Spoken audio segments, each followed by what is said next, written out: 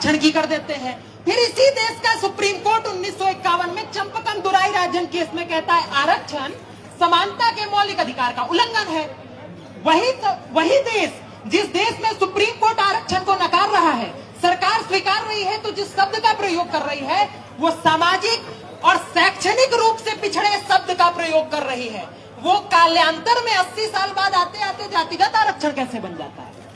ये बड़ा सवाल है। इस सवाल के ऊपर बात होनी चाहिए। वही सुप्रीम कोर्ट जो कहता है जाति के आधार पर मिलने वाला आरक्षण अमान्य है, वही 2024 में कहता है आर्थिक रूप से मिलने वाला आरक्षण मान्य है।